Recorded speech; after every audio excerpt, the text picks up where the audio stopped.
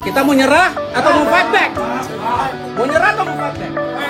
Erick Thohir jawab soal rumor oleh Romeni dan Kevin Dix bakal dinaturalisasi untuk bela timnas Indonesia.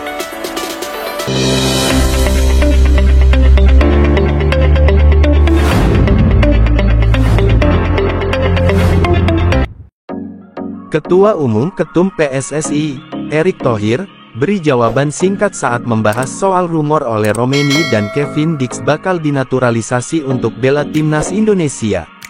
Pria yang juga menjabat sebagai Menteri BUMN itu tidak bisa berbicara isu itu karena belum ada perjanjian hitam di atas putih antara pihaknya dengan kedua pemain tersebut.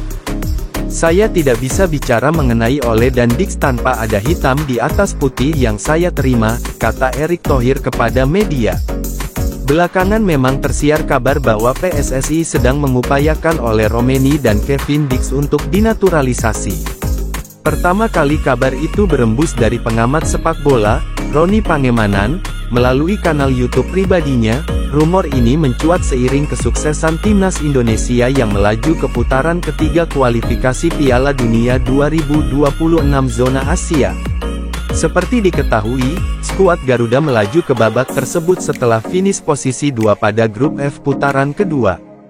Di babak ketiga, timnas Indonesia akan bersaing dengan 17 negara Asia kuat yang juga lolos seperti Jepang, Korea Selatan, Irak, hingga Australia. Oleh karena itu, pastinya dibutuhkan skuad kuat jika skuad Garuda ingin mencetak sejarah lolos ke Piala Dunia 2026 zona Asia. Tak ayal, Kevin Dix dan Ole Romeni menjadi sosok yang dikaitkan. Pasalnya, kedua pemain itu berkualitas. Kevin Dix merupakan bek tangguh yang bermain di FC Copenhagen. Sementara Ole Romeni yang berposisi sebagai striker, dia bermain untuk klub Liga 1 Belanda, FC Utrecht. Dengan kualitas apik itu, Kevin Dix dan Ole Romeni dipercaya dapat mendongkrak performa timnas Indonesia pada putaran ketiga kualifikasi Piala Dunia 2026 zona Asia. Perjalanan skuad Garuda di babak itu sendiri akan dimulai pada September tahun 2024. Adapun drawing atau undian putaran ketiga akan berlangsung di kantor AFC, Kuala Lumpur, Malaysia, pada tanggal 27 Juni tahun 2024. Menarik menantikan lawan yang akan dihadapi skuad Garuda nantinya. Pelatih timnas Indonesia Sintayong sangat berpengalaman menghadapi timnas Asia. Sintayong lagi melengkapi skuad pemain timnas Indonesia supaya berhasil meraih kemenangan.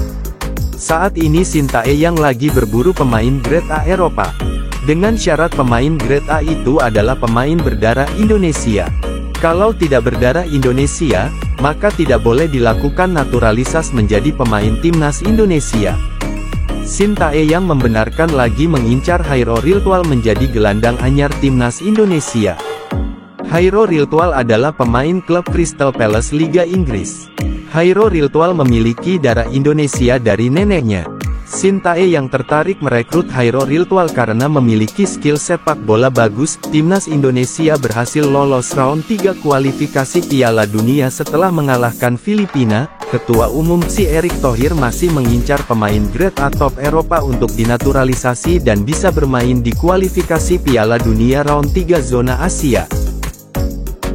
Ketua PSSI Erick Thohir mengaku menerima pesan pribadi, DM, dari kiper Inter Milan Emilio Audero Mulyadi. Emilio bukan orang baru bagi Erick Thohir. Tahun 2022 lalu, kiper kelahiran Mataram Indonesia sudah pernah ditemui Erick Thohir di Italia. Erick Thohir menawarkan Emilio gabung membela timnas Indonesia. Orang tua Emilio Audero Mulyadi tidak mengizinkan. Orang tuanya ingin Emilio Audero Mulyadi tetap berkarir di sepak bola Italia. Indonesia lolos round 3 kualifikasi Piala Dunia 2026 membuka peluang Emilio Audero Mulyadi bergabung timnas Indonesia. Nama Emilio kembali mencuat ke publik. Indonesia saat ini butuh kiper. Dua kiper andalan Indonesia sedang tidak baik-baik saja, yakni Hernando Ari dan Maarten Paes. Erick Thohir terus perjuangkan kiper Maarten Paes walaupun terganjal aturan FIFA. Semoga saja Emil Audero dan Maarten Paes bisa memperkuat timnas Indonesia di round 3 kualifikasi Piala Dunia Zona Asia, ujar Erick Thohir. Penyerang keturunan Mauro Zylstra beri kode gabung timnas Indonesia. Akun yang biasa membahas pemain keturunan ini memberitakan kepindahan Mauro Zylstra dari NEC Nijmegen U21 ke FC Volendam U21.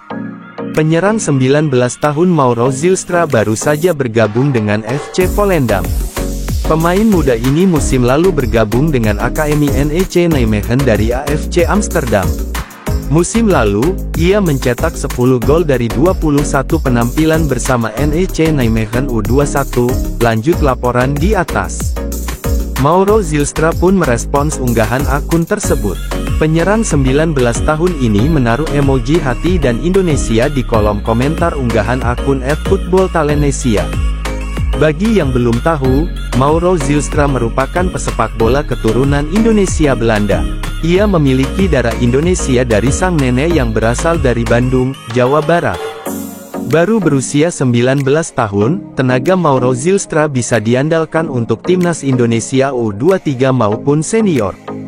Lantas, kenapa Mauro Zylstra tidak diproyeksikan memperkuat timnas Indonesia U20 jika nantinya didekati PSSI? Secara usia, Mauro Zylstra sudah tak memenuhi syarat memperkuat timnas Indonesia U20. Sebab, pemain yang turun memperkuat timnas Indonesia U20 di kualifikasi Piala Asia U20 2025, Piala Asia U20 2025 maupun Piala Dunia U20 2025 merupakan pesepak bola maksimal kelahiran tanggal 1 Januari tahun 2005, Mauro Zylstra kelahiran tanggal 9 November tahun 2004. Sekarang tinggal menunggu respons pelatih timnas Indonesia, Shin Tae-yong. Jika Shin Tae-yong tertarik, PSSI disinyalir bakal langsung mendekati penyerang yang satu ini.